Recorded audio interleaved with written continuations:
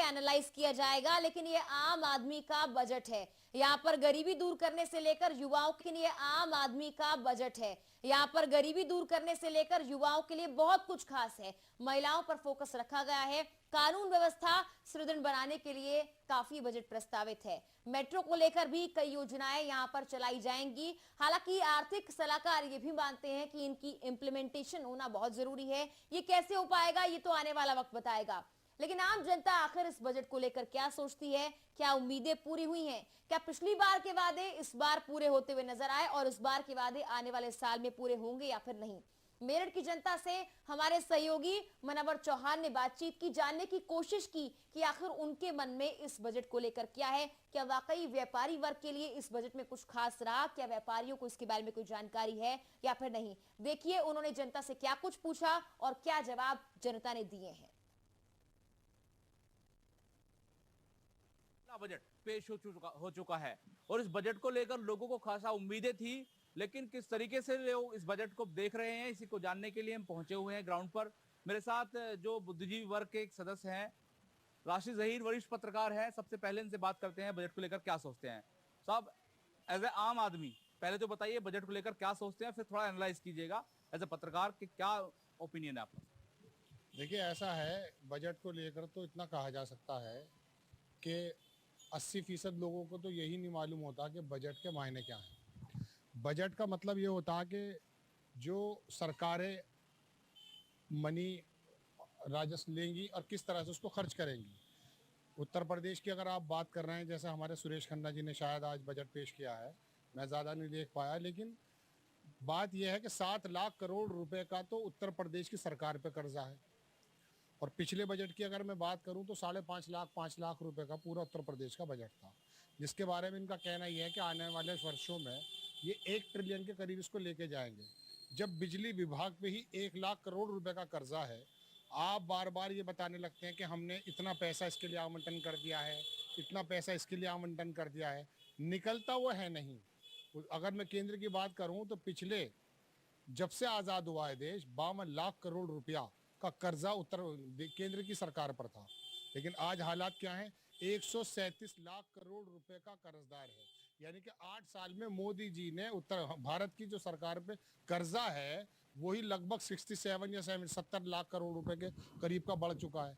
तो ये लोग ये तो बताते नहीं है कि कितना जो है एज्यूम करते हैं कि हम इस तरह से एज्यूम करेंगे, इतना पैसा यहाँ से लेंगे, इतना पैसा आएगा और उसको इतना खर्च करेंगे। एज्यूम क्यों करते हैं? ये करते हैं पेट्रोल के जो है उस पर जो हमारा कच्चा तेल आता है। तो बात यह है कि 7 लाख करोड़ रुपए का कर्जा जिस प्रदेश सरकार पे ऑलरेडी है, उसको ये कहने का कितना अधिकार है कि हम ये काम करेंगे और ये काम करेंगे। ये बजट तो हर साल से आता है। अब ज़मीन की अगर आप बात करेंगे साहब, ज़मीन पे लोगों के हालात क्या हैं, तो आप ये देखिए कि कौन सी ऐसी चीज़ है जो किचन से रिलेटेड है वो महंगी नहीं हुई है। आप पुल बनाने की बात करते हैं, NHAI पे कितना कर्जा ये पता कर लें। मैं केंद्र को और उत्तर प्रदेश को दोनों को मिला के बता रहा हूँ, लेकिन हालात जो ज़मीनी है ना वो ये हैं कि तेल पर कितने रेट बढ़े हुए हैं, महंगाई के क्या हालात हैं।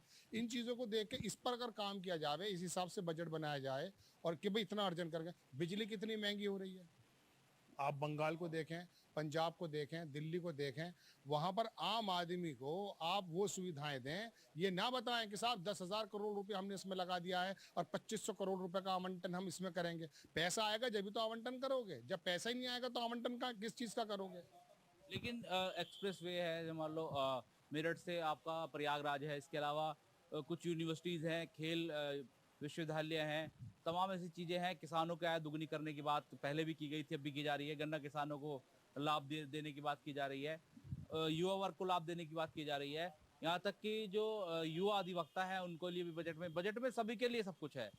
लेकिन आप क्या लगता है आपको ये चीज़ें कारगर साबित होंगी? क्योंकि उत्तर प्रदेश को बेहतर प्रदेश बनाने की ओर बजट पेश किया गया है। आपका क्या कहना है कि बजट जो पेश होता है उसमें धरातल पर चीजें नहीं आती हैं? पत्रकार महोदय, अगर आपसे मैं इसी बात का सवाल उल्टा करूं कि पिछली बार जो बजट आया था उसके जो वादे थे, क्या आपने इस पर चिंतन मनन किया कि पिछली बार जो बजट पेश किया गया था उसमें कितने वादे पूरे हो गए? केंद्र की अगर मैं बात करूं तो 2022 में हमारा हमारा आप बात कर रहे हैं, सारे हिंदुस्तान के लोगों को मकान देने की बात की गई थी, है ना। मैं मानता हूँ 48 लाख या 40 लाख के करीब मकान बने भी हैं, आवंटन भी हुए हैं, लेकिन पूरे देश के अंदर कोई भी बंदा ऐसा नहीं था। क्या वो पूरा हो गया? एमएसपी की आप बात कर रहे हैं, 8 साल से तो हम सुन रहे हैं। ये तो कांग्रेस के वक्त के जमाने से बात चली आती है कि हम किसानों की आय को दुगना कर देंगे। क्या किसानों की आय दुगना हो गई? इत्तेफाक से रशिया का यूक्रेन का क्राइसिस हो गया तो जो गेहूं का मसला जो है थोड़ा महंगा हो गया, लेकिन उसमें सरकार ने अब ये कर दिया कि प्राइवेट आदमी उसको निर्यात नहीं कर सकता। आज 2 पैसे किसान से महंगा खरीद करके जो बीच के बिचौलिए थे वो अगर खरीद के बाहर एक्सपोर्ट करते तो शायद किसानों को 2 पैसे फालतू मिल जाते। लेकिन अब एमएसपी की बात अगर करें, एमएसपी से ऊपर बिक रहा है। लेकिन वो क्यों बिक रहा है? इसलिए बिक रहा है कि यूक्रेन और जो कि रशिया जो है पूरी दुनिया को गेहूं सप्लाई करता है।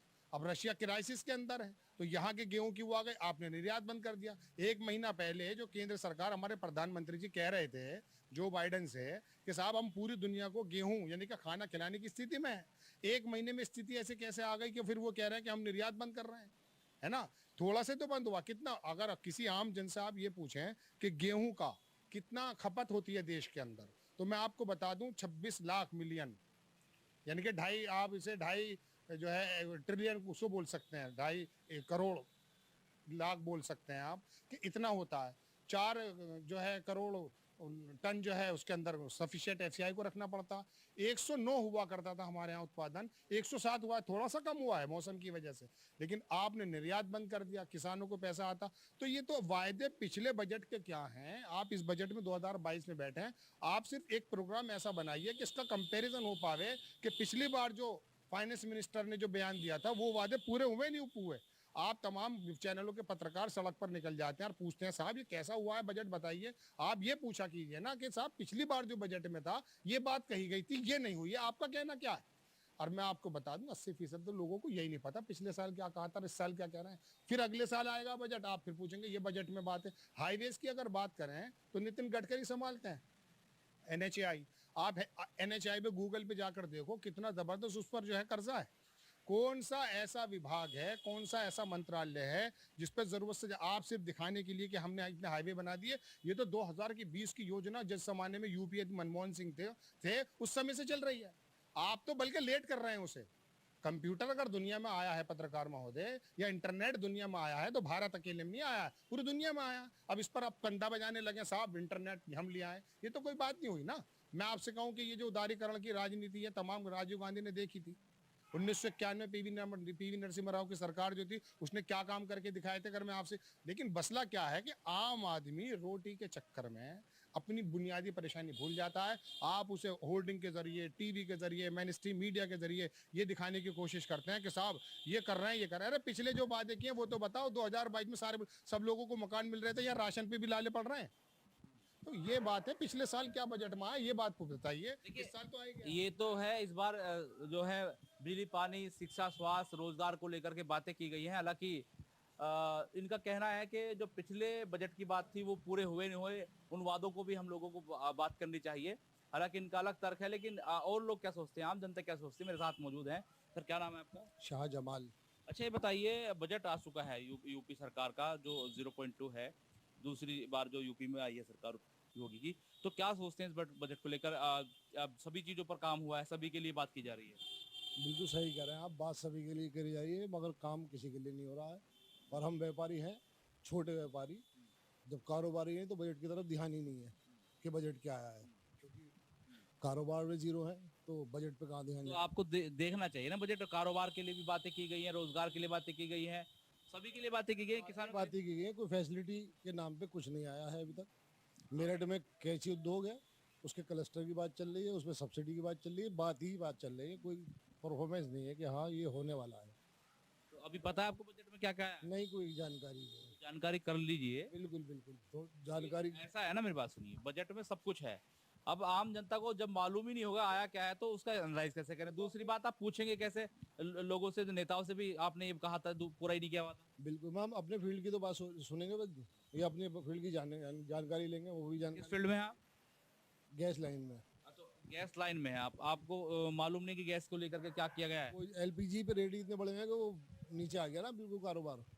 जब एलपीजी पे रेट बढ़ गए तो कारोबार बिल्कुल डाउन चला गया, क्योंकि जो मिनी गैस सिलेंडर होते हैं उसका कारोबार बिल्कुल माइनस में है। तो बाकी चीज़ों पे क्या देखेंगे, जो कारोबार कर रहे हैं उसी पे ध्यान दिया जाएगा। ठीक है, उन लोगों से बात करते हैं बजट में क्या कुछ उनको लगता है, क्या कुछ रहा। चलेंगे आगे भी उन लोगों से कर योगी